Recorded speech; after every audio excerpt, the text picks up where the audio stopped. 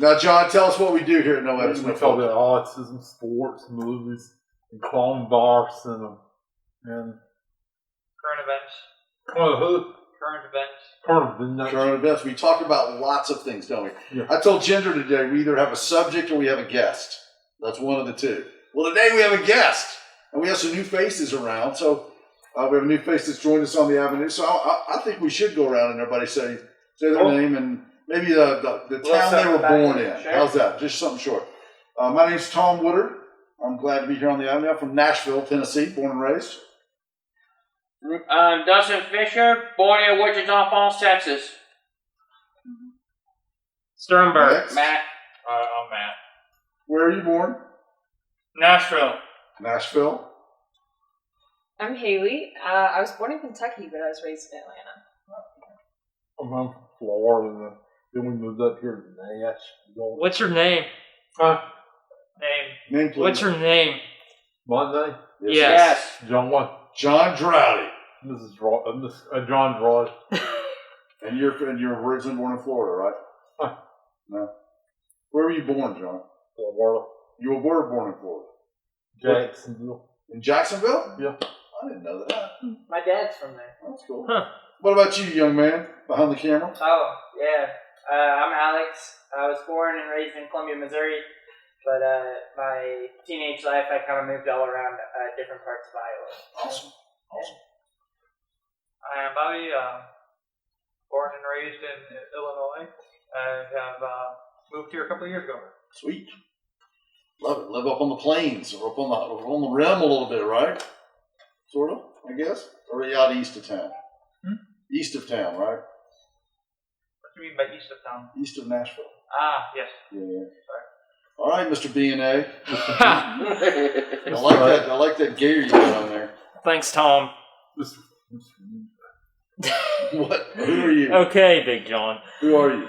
Riley Delaney, born in Knoxville, raised in Raleigh. There you go. Or as Tom likes to call me, Riley from Raleigh. Riley from Raleigh. That has a nice ring. Mr. Kennedy? Mr. Coot. Yeah, my name is Leo. I was born in Pennsylvania, and I have no support for the Nashville Sounds. Well, okay, there you go.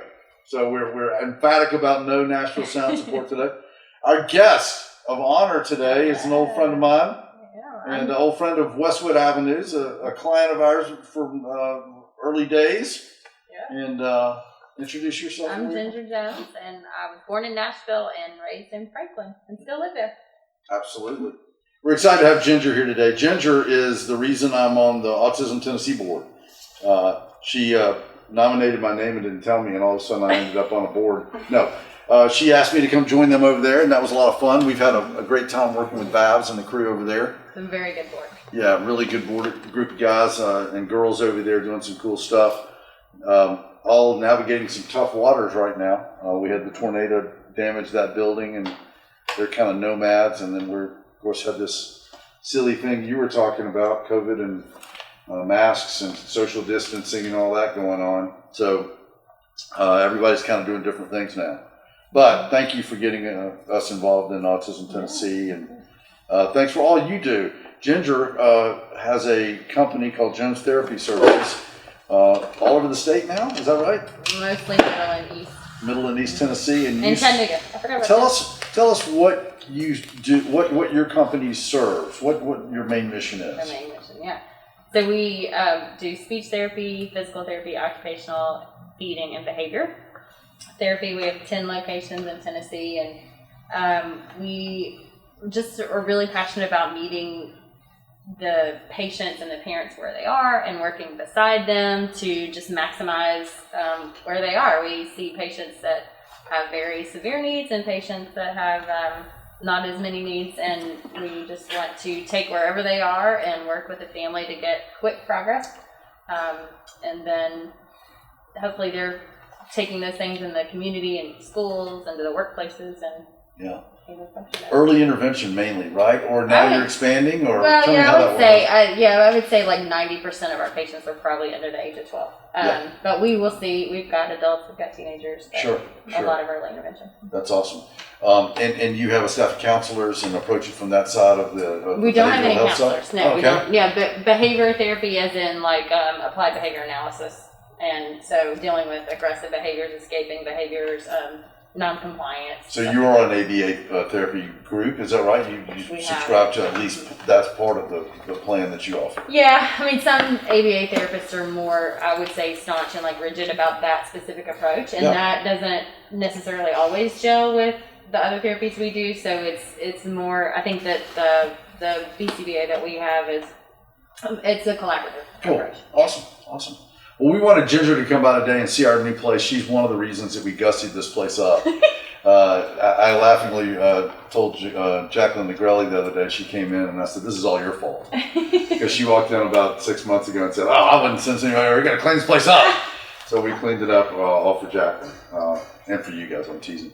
I wanted us today to talk to Ginger. But mostly for us. But mainly for us, that's right.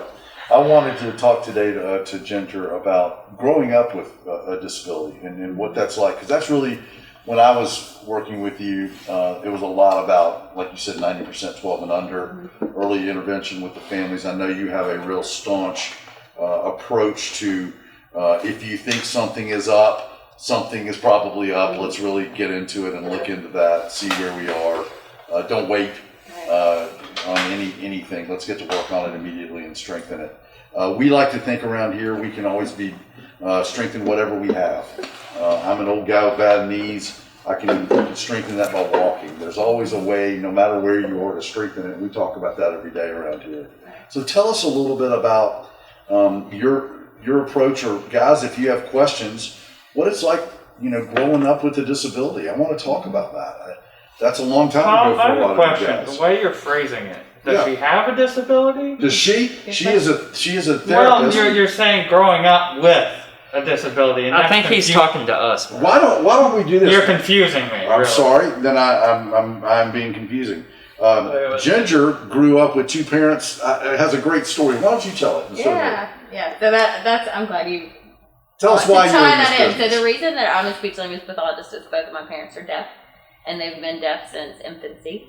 So obviously I wasn't on the scene then, but I definitely grew up hearing stories about the impact of their disability on their childhood and adolescence, and then I grew up as a child. I have a brother, but having parents with a disability brought its own sets of challenges and also its own sets of rewards too. But I think just because my whole life I was immersed in two parents that couldn't hear, and this was way before there was any kind of technology like we have now.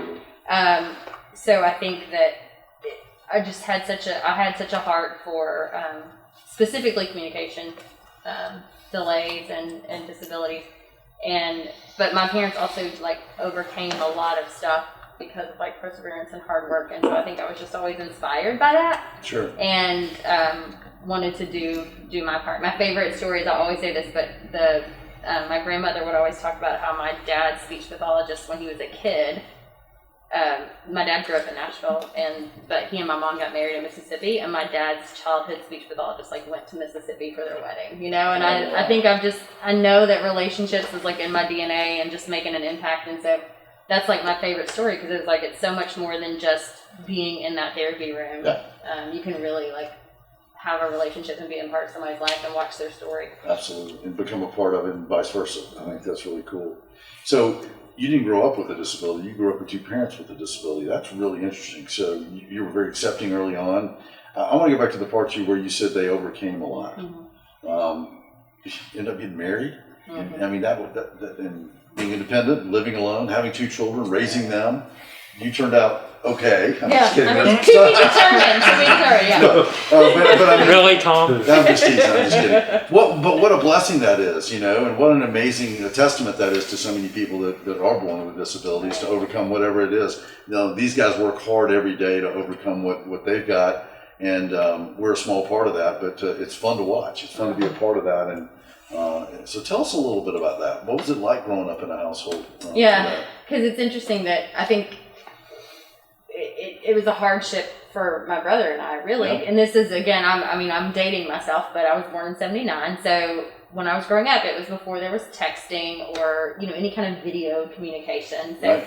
I couldn't call my mom when I was sick from school. And I couldn't, even when I was in college, this was email. I had my first email address in college, but Yeah. my parents didn't have access to that. So I would talk to my parents when my parents went to my grandmother's house, and she would call. So it was like every Sunday night was how I talked to my parents. So I think I was forced to grow up pretty quickly, which I feel very blessed to. One of my girlfriends the other day was like, she's my age, and she said, I had to call the state about something, and she was like, I was freaking out, and she goes, you've been doing this since you were like 6, so I think there's definitely some blessings in that, but I think the biggest impact that I think carries over into what I do was, how do you maneuver a world that doesn't understand you, and that I watched my parents like say stuff to people and they wouldn't understand what they were saying, and then I just watched that like back and forth all the time, and that's pretty because you're different. The world has a hard time understanding how you act and how people have a hard time acting and seeing who we are. Essentially, is that what you're trying to say? Yeah. That's my same thought process. The perseverance of that. I would watch like communication breakdowns, and then my parents like make it happen so that they could be understood. And so I think, Not giving up ever. Ever. So maybe not a disability you grew up with, but a hardship for sure. I mean, a difficulty, and I think we all learn that no matter who we are, life is challenging, especially these days. Right. One of the things we like is the group. We like having everybody to be together. I'm part of men's groups and boards and different things of catalysts and all those kind of support groups, if you will, that really help me realize I'm not different. I'm just I'm a broken guy running around the planet like all of us, and I think that's a cool thing. Do you guys have any questions for Ginger? We're blessed to have a specialist here and a good friend. To be honest, anybody got any questions for her or things they'd like to share? Yes, sir. Yeah. So, what was that like as far as being raised by two parents who they can't hear? Were you like, did you learn sign language before you learned like to talk regular speech? And I actually didn't. That's a great question.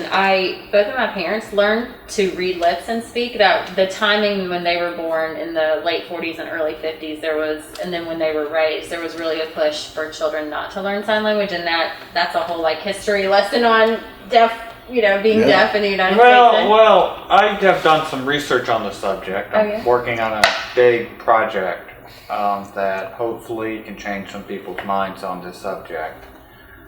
But I think it's sort of sacrilegious in my eyes, I think it's sort of not right because, you're right, all the way up to the 1950s, before the Mental Health Act was established, I've done so much research on this.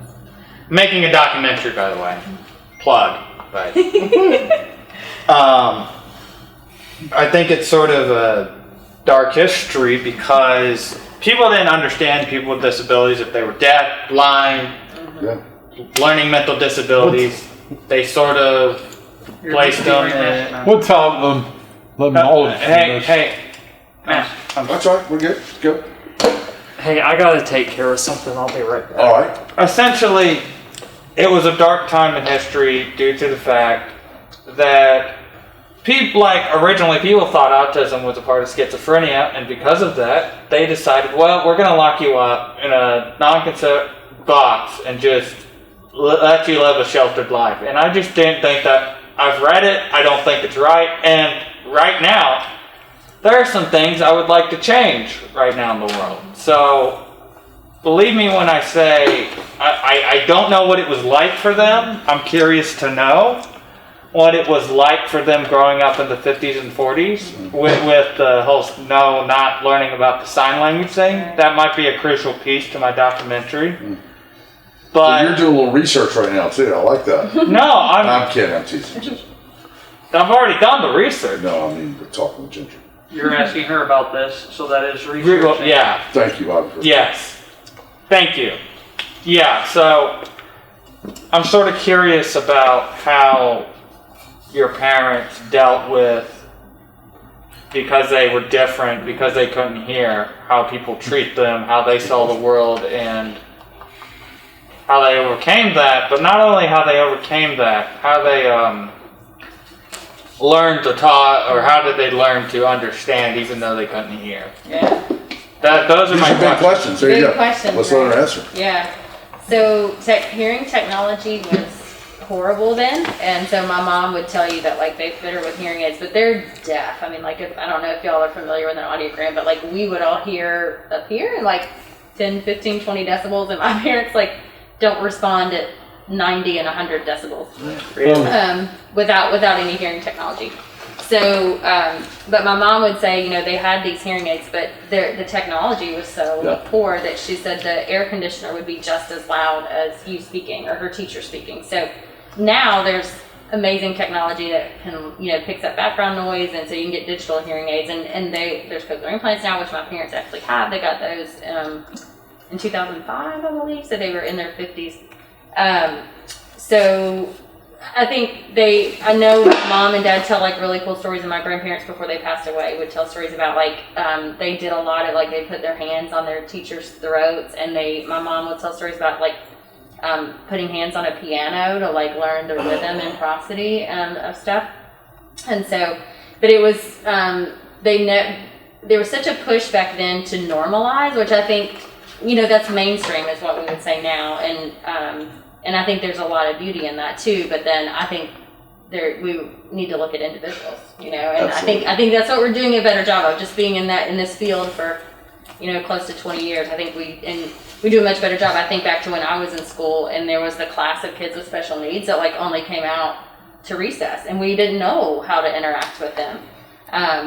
And I can remember like always being like, I want to talk to them. I want to, you know. Absolutely. That was your family. Yeah, and I tutored kids with special needs, and so it was just always a part of me. But I think that, you know, you've probably got some great questions for my parents that. Maybe we have them on with I us. know. Well, I have a whole host of questions. Let's do that. Let's set those aside and have them on someday. I think that'd be fun. Well, Tom, can we like maybe do this as a separate where I can? Yeah. Can I interview him for my I think documentary? it'd be a great idea, Matt. And I'm sure. Could I have a documentary We'd that love to help set that up. I'm not at the interview phase yet, but when I get there, I would love to interview you and your parents. Let's do that. What does such a documentary of yours even deal with? Oh my God, Leo, let me explain it to you. Well, it's not- Let me explain it to you. Kind of. Quick note, my documentary is going to be talking about the employment of people with disabilities. It's going to be talking about a lot of things. It's going to be talking about how the times are changing. I mean, the times are changing, you know. 20 years ago, I wouldn't have a job doing this. I wouldn't have a job getting to do what I do, Leo. You got to understand. There's not many images about people with disabilities on the internet. It was back then, they locked them up in cages and threw them in boxes because they thought they were mentally insane, and they don't do that anymore. Yeah. You've Dark got a history. question, Matt. That is so. Basically, that's what his documentary is about. It's called "The Times Are Changing." We're producing it here as a Westwood Avenue production, and you'll be helping with it. You've got a question. Yeah. But yeah, years ago, people used to be scared. Yeah, people know what autism was. They were scared. Yeah, some people were scared of autism because it's so rare. Right. Yeah, people get frustrated with autistics, and yeah, people that know what it was. Yeah, they have. Yeah, there's some people out there still don't know what autism. That's right. Okay. So, John, tell us about that. I want to know because you grew up in a time and you were diagnosed late in your life. Is that correct? That's about 4 or 5. Oh, you were diagnosed at 4 or 5. Yeah. And you were in the state of Florida, weren't Yeah. you? Well, when I was young, Mom took me to the doctor. The doctor said what was wrong with me, and they could. Yeah, I think they X-rayed my brain and said they couldn't find anything. Yeah. Sometimes we have autism. Yeah, they can find things in your brain wrong with you. Right. I was also going to tell you, Ginger, just one thing. We'll come back to you in just 1 second. Okay?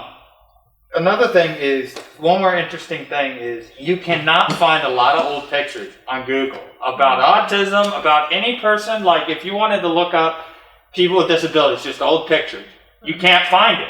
You cannot find it. These guys are building a stock image library of people with disability. So when you can't find pictures of people that had any disability at all, or like specific talk. Well, I just want like old pictures of people with autism, you know, back then, but I can't find any pictures, which I don't understand. Right? The phrasing of autism is why, until a certain point, it wasn't really phrased as autism. It was, as you had said, another disorder.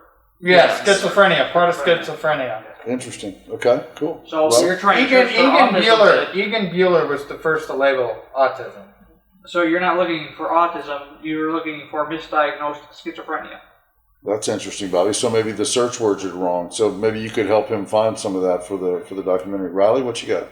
So, being a speech pathologist, have you had any special bonds with any of your autistic children? Oh, for sure, yeah. So when I first started working, I specialized in hearing loss before I started my company, and about 50% of children with hearing loss have some accompanying disability. So that was really my first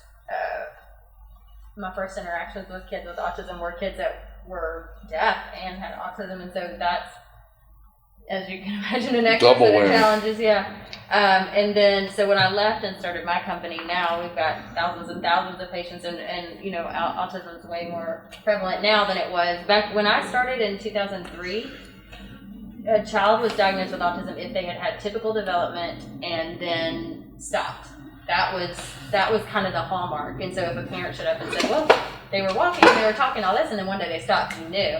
And I think that's so crazy now, because even just 17 years later, that's not, you don't even hear that really as much anymore, and it's not the identifying diagnosis. But definitely over the years, I mean, there's so many patients that are special, but I think there's the ones that are around longer, you obviously get to know better and get to know their families better. And so, yeah, I think what's hard for me now, to be really honest, I don't treat patients every day like I did.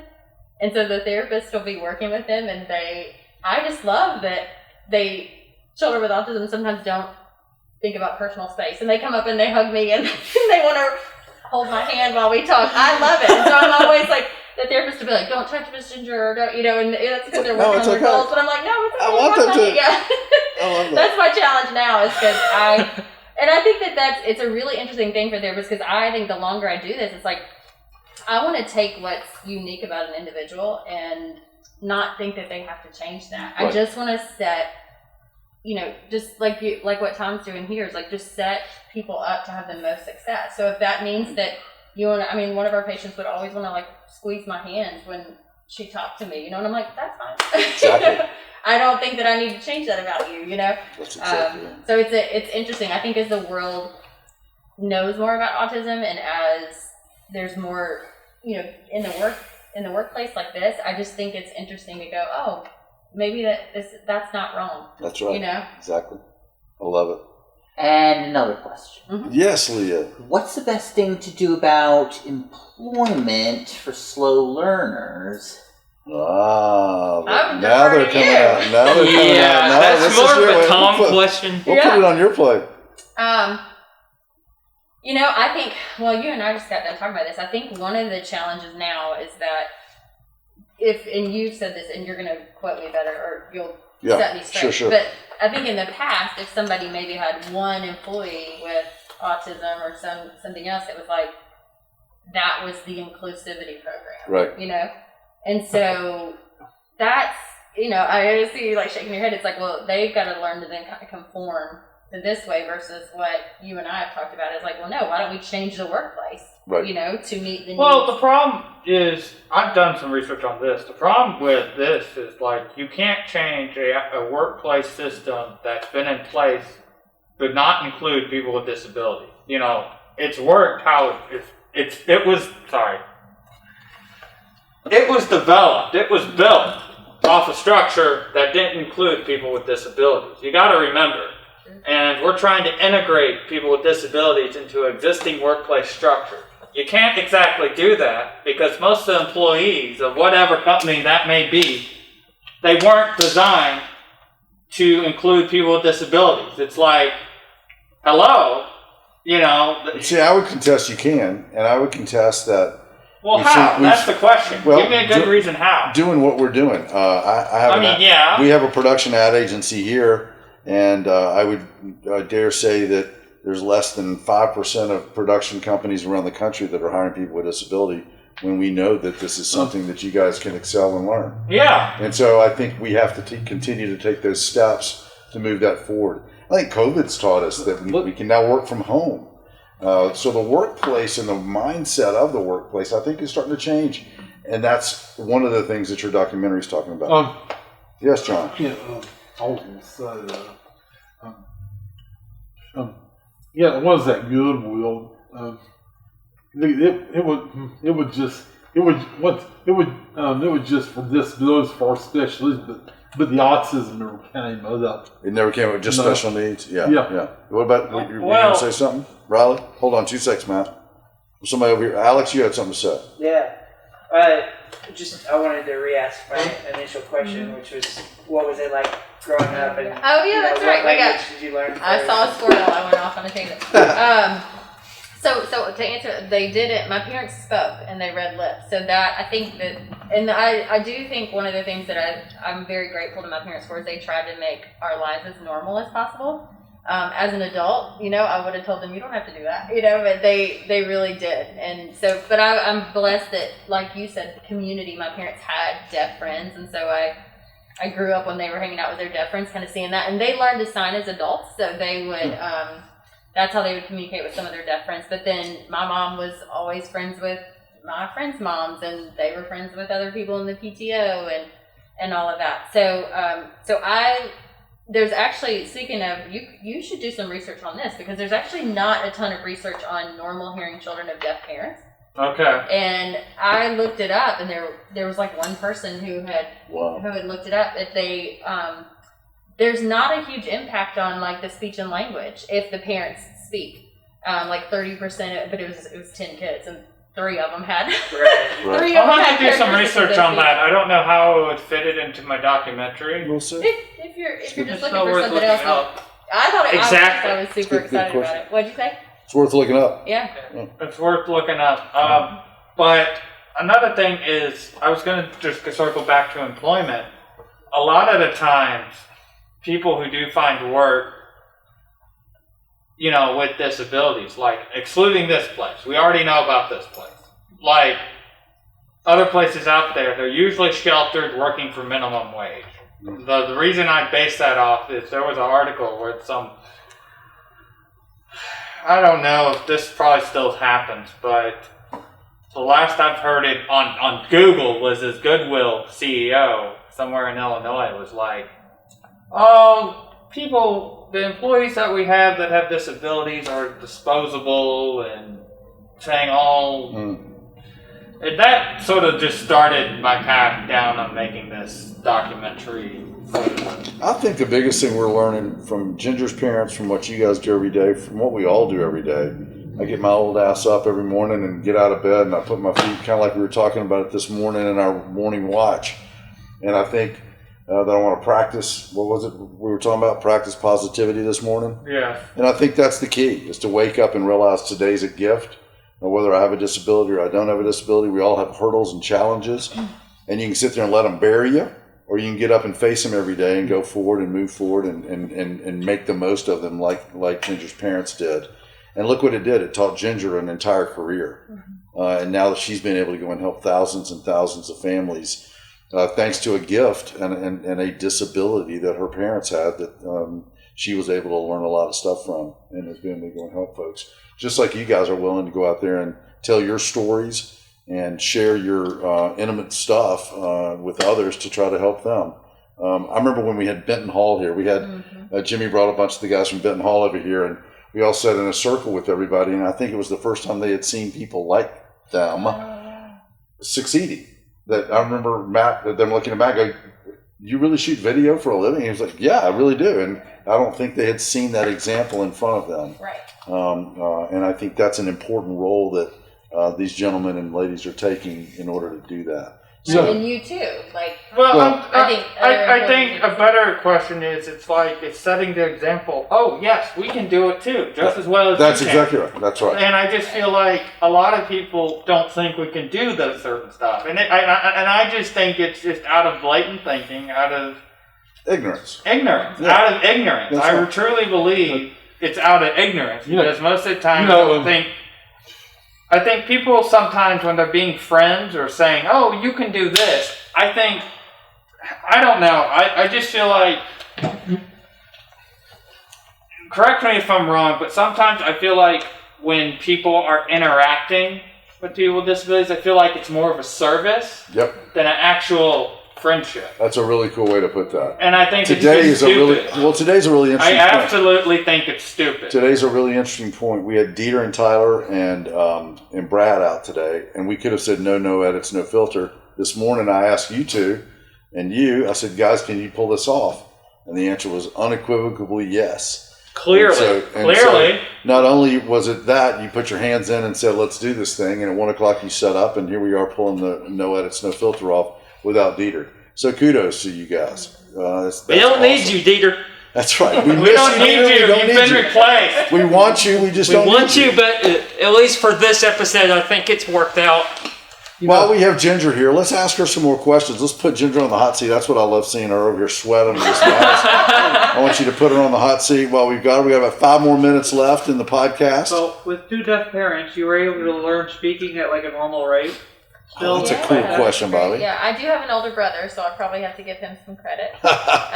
And then my dad's parents lived here too, and we were we went to a little Mother's Day out in preschools and things like that. So I'm a big advocate of that because I just think that So that ended up helping you a bit, or? yeah, I believe so.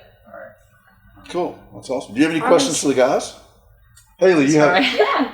I was still interested in that language component. I still feel like we were circling around some of it again and again. But you said that your parents didn't learn sign language until later on in their adulthood? Yeah. Okay. And was this in order to communicate with other deaf parents? Or was this for... Oh, that's a great, I think so culturally and from the time span, so when there was a total push, it's called oral communication if you don't sign. So when they were growing up, there was a big push on oral communication. Okay. And then in the 70s and 80s, total communication that's when you sign and talk. Okay. And then depending on parts of the country, I mean, what's unfortunate, it's less now, but if there was a lot of different modes to teach kids who had communication delays, you really had to go with like the experts in your area because we didn't have the internet to do a teletherapy session or something like that. So I think as my parents aged and their community of like deaf friends got bigger, it was like, learning to sign, they needed that. They utilized an interpreter for church and any kind of meeting where there was lots of talking going on, so they needed it for that, which is funny because I don't know a ton of sign. I know more from working with kids, but I know like all the hymns. Oh, that's Like if hilarious. you started singing a hymn, I could like sign it got because I sat with my parents in church and watched. I got a quick question on signing. Can I ask that real quick? Yeah. Why do we still sign on TV now that we have closed caption? You watch Governor Lee up there making his presentation, and the person I end up watching the sign guy more, and it's like we've got closed caption on television. Why are we paying for all that? Closed caption historically hasn't been great. I would say current technology is probably better, but also when I was new, again, this 15 going on 20 years ago, the average reading was 4th grade reading level for deaf and hard of hearing. Oh, there you go. So Okay. there's a literacy. That's a big literacy gap. That's an excellent point. Absolutely. Riley, I'm sorry I didn't mean to interrupt your question. Oh, no, that was a great one. That was like, Hold on 2 seconds. Riley's got a question. Let's finish that, and then we'll come back to you, Matt. My question is, have you seen, as with all of COVID, have you seen an uptick in televisits? Yes, thankfully. You fought that fight a little bit, didn't you? But it put a few blocks in there because the state of Tennessee wasn't really set up to do that when COVID hit. So it was very sad. We were shut down for like a week and couldn't do any services. And when Billy put the state of emergency in, we were able to pivot that way. So yes, for 6 weeks, all we did was teletherapy visits. Then we soft opened for about another, for all of this is running together now. So then we were like half teletherapy and maybe half in person. I think recently, because children haven't been in school and they haven't been able to go do anything else, the families are like, yes, we're coming to therapy in person if they're not immune compromised. And obviously we're taking extra precautions, so it's a really safe place to be. We did the same thing. The big date was March 13th. I remember it was a Friday the 13th. Everybody, and it was the day the world shut down. Now that I think about it, it's so ironic. I know, right? Oh, God. The day the world shut down. I realized that. It was March 13th. It was a Friday. My last meeting was with CVC. We closed doors on the 13th, and I don't think we reopened until 3 weeks ago. And so these guys, thank goodness for Riley, he kept a Zoom going every Monday, Wednesday, and Friday at 2, and we were able to stay in touch with each other. Yeah. But we didn't. I was afraid that everyone would forget who I looked like. Exactly. Oh no. But the interesting part was we were able to keep up. It wasn't official, and it wasn't some sort of, but it was great. We'd have anywhere from 10 to 15 guys on there every Monday, I think Wednesday, Friday. The absolute largest call was the sibling. Yeah, I think so. I think that's right. And so we had creative ways to just stay in touch with each other, and it really helped, I think. As the guy said, once you know somebody, you can get on a Zoom call with them. Hard to meet people on Zoom. But anyway, that was the way we telecommunicated. But it has been so much better the last 3 weeks being in person. We've seen a lot of growth from all of us in here. Any other questions, guys? This has been awesome. Can I ask a question? Please, ask some questions. I would love to know. I kind of have two, so if I have to pick one. Yes, ma'am. I would love if you all, because as Tom said, I'm really passionate about parents not like overlooking something. So if you all could talk to a parent of a child that that they maybe were questioning, they thought maybe the child had autism, but they just weren't ready to kind of get the diagnosis or go to the doctor to do it, what would you say? To the parents? To the parent. Mm-hmm. So parents are questioning whether their child has autism. What would you comfort the parents with, or maybe push if the parents? If they're in denial, encourage, yes. Yeah. Mm-hmm. I mean, so I have ADHD, and I was diagnosed when I was in kindergarten, and so when I was in kindergarten, they couldn't teach me how to read, and they were really concerned that something was wrong or something, and it turned out it was because I couldn't pay attention long enough to learn my letters.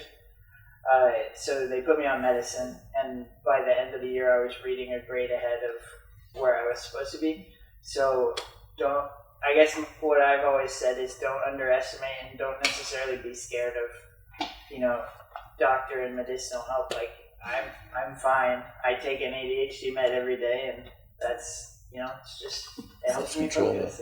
Yeah. So it doesn't have to be a scary thing, right. it's another tool. So. That's amazing. Yeah. What about it, guys? Any other advice for parents, Ron? No. My parents I've never been officially diagnosed with anything. Right. But my parents have always said, we've never let you this is going to be a double negative, but we've never let you not do anything That's awesome. that we think you can't do. So don't let any diagnosis or the thought of something being wrong be a stop. It's a start. Is that a fair assessment? Okay. Yes. That's great advice. Well, maybe... Leo, yeah. Maybe, number one, you want an autistic kid in one advanced class based on their strong points, and two, exactly. It might help. They might need a driver's license as well as a college degree for gainful employment. And not getting a degree may have been a mistake in my case. I was planning to get my CDL 4 years ago, and I failed the medical exam. You don't necessarily need a degree. You could also get certification for certain skills. But wait, I want to read through what Leo said, and I appreciate that support, Bobby. Leo, you're saying that if you have a strength, play to that strength. Is that what I'm hearing you say? Or? Yeah, put each of the kids in one advanced class based on one of their strong points. Love that. If you have a 24, 25 autistic son, you can't keep him in the house all that. If the parents are not educated, they don't. If they are scared of the child or whatever, they let the child beat them up. That's not right. That's totally wrong. So when you say keeping them in the house, do you mean that they should go seek help and get that child out of the but house? some of them out there are not too smart enough to do anything about it. Okay, John, that's great advice. So don't be afraid to ask outside of your home for help. Is that that a fair assessment? Yeah. Okay.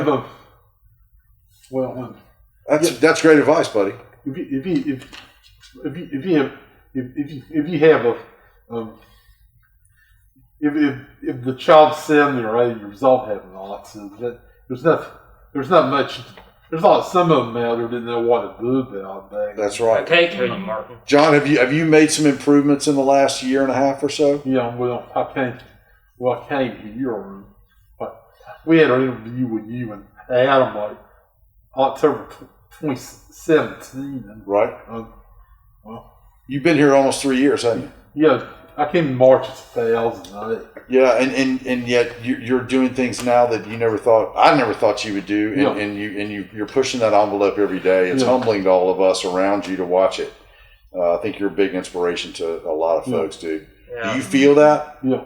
You feel stronger than you did about 3 years ago? Yeah. Because you got out and did something, didn't you? Yeah. Your parents pushed for that, and you did as well. They didn't try to keep you in there. I'll say this. I think some moms, especially, no offense to moms, but I think moms have this love for their child, and they coddle them. And my mother did it to me till she passed away when I was 42. She never let me hit the ground. And I think when you have someone with a disability, you really don't want them to hit the ground. And I think, why does hitting the ground have to be a bad thing? that doesn't, and I just think it's a perceived thing. And I think because your unconditional love of a child, when you have children, you'll understand this. You do not want them to hurt ever. When you know, in fact, the best thing for them might be to hurt or to go through something to strengthen them. Ginger, go back to Ginger. Ginger growing up with 2 parents that were deaf made her the strong woman that she is. There's nothing that she's scared of because she's been through a lot, right? And I think that we sometimes think that we're supposed to coddle our children. Look at all the coddling going on in the world right now of kids, and we're not helping our children at all. No, we're not. Or our adults with disability. Yeah. By getting you out of the house, you're able to be a better person. Yeah. We went on our walk this morning, and John drug us around the darn neighborhood. Well, Because he's sprinting. He was going, man. because I felt we need to do 2. Like You felt like, and he goes, well, I was about to cut it short to do 1. He goes, nope, we're doing 2. Let's go. But the point is he's out. You're right, John. You're out of the house and you're able to go and participate in this planet in a way that you haven't been able to do in the past. So kudos to your parents for seeing that, and that's your encouraging word to parents. What about any other suggestions for Ginger's parents for young folks with disability or even older folks with disability? Let me ask you. John has a question. Look, how they have y'all when they were deaf. How can 2 deaf people have kids? Just the same way 2 people with normal hearing. That's all. That's for a whole nother no edits, no filter. But we'll go into that as another point. They did not have genetic hearing loss. So Yeah, I have a question. I've always questioned this.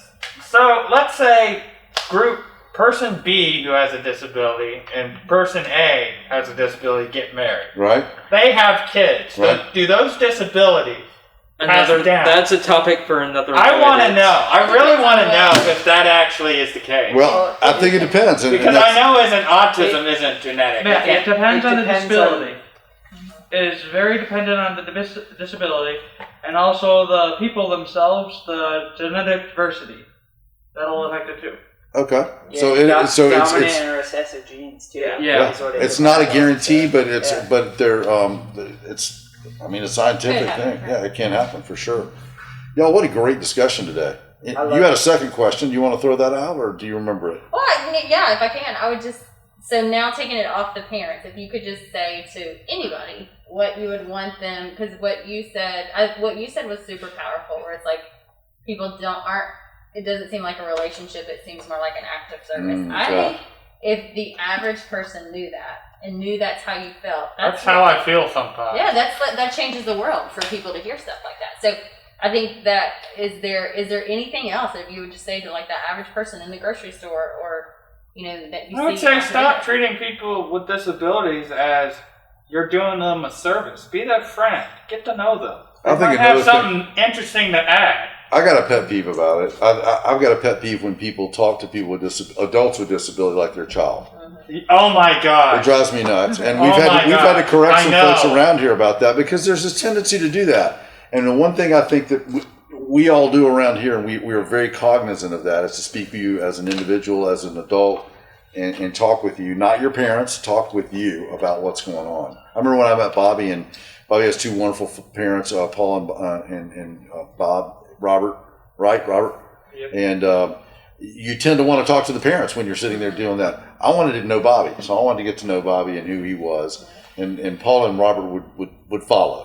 So I think that's my pet peeve is that people ought to talk to people with disability just as an adult, as a human being, right? I don't need to talk to you as a child. You're not a child. You're as old as I am, old man. I'm teasing. Alex, you were going to say something. I mean, you took the words right out of my mouth. Cool, good. I was gonna say, just don't talk down, talk to. Yeah. You know, everyone's a person, and just have a conversation. You know, you don't have to like Absolutely. I'm gonna post carefully that on my anything Facebook. like that. I love it. It's just I love have it. a conversation. You know, do life together.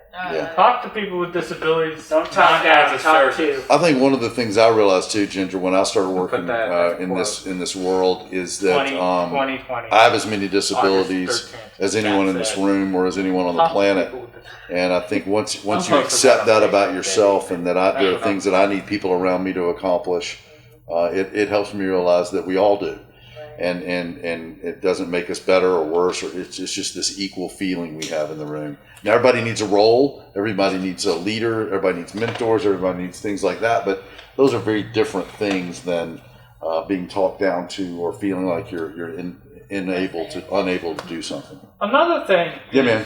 I guess the last thing is, don't just because I don't know if this happens, but you know how some people act all like they're superior to other people. Everybody with a disability, I think, is where they are, and I don't think people should treat as we're inferior. I agree. I think that's also coming out of ignorance. I'll also say this. I think some guys with disabilities think other guys with disabilities that they have an inferiority complex. I think that's a human trait, not necessarily. Well, yeah, but I think a we need to disabled stop trait. thinking like that. I agree. Absolutely. Kindness will go a long way in this Those planet. are jerks anywhere. They can be jerks. That's right. I think that was another thing I realized is it's like all of a sudden you They say have too much all beef old jerky. white guys are in this group. Well, I'm not just like every old white guy, right?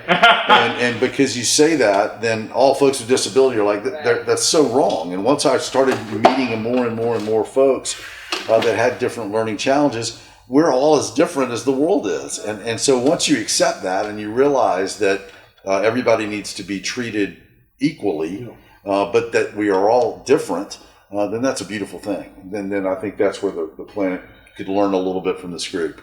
Well, if we were all equal, we would all be able to live a normal life.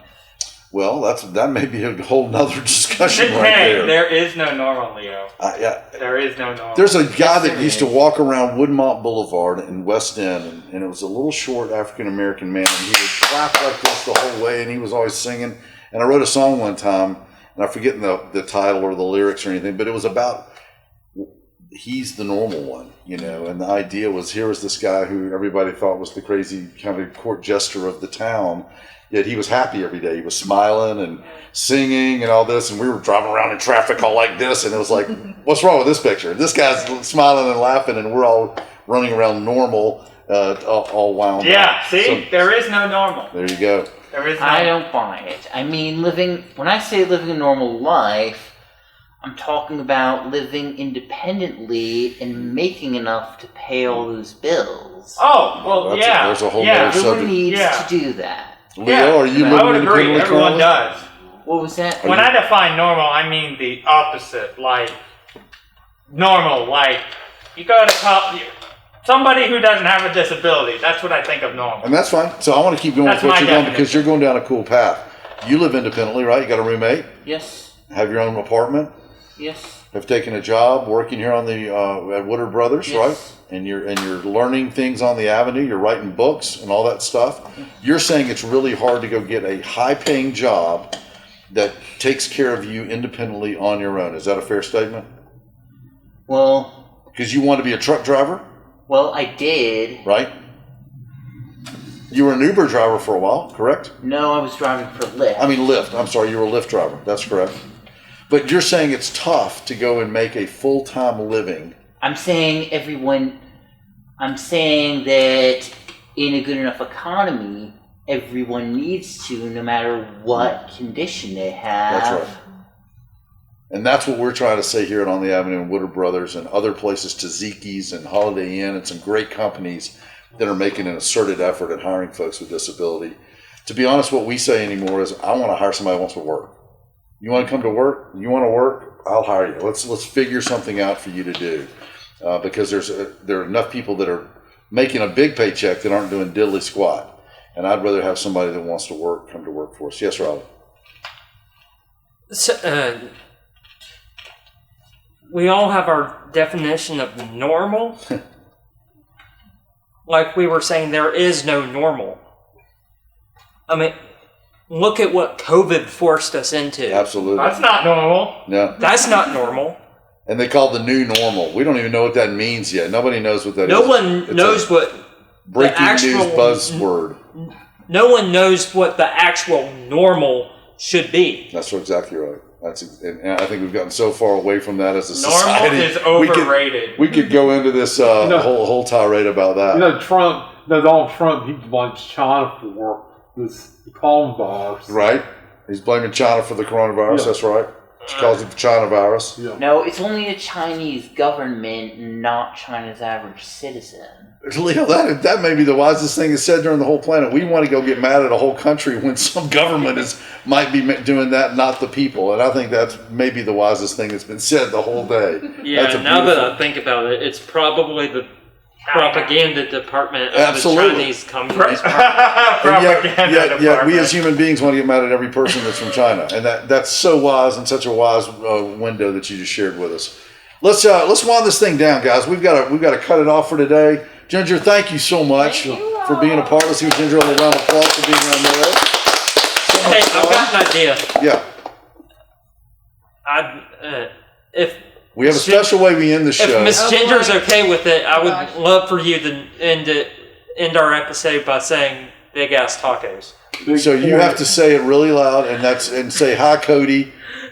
I do. Big ass tacos. You have to say. Cody, It. do All right. I look at a camera? Right Look right here. Who's Cody? Can I get the backstory? Cody is our illustrator Okay. who does a lot of our artwork around here, and Okay. one Has a day he big love decided for movies. we asked Cody to end in No Edits, No Filter, and that's how he ended it. Okay. Hey, Cody. Big ass tacos. Big ass And we're out. Big ass tacos. Good job, guys. Justin, way to kick yourself, buddy.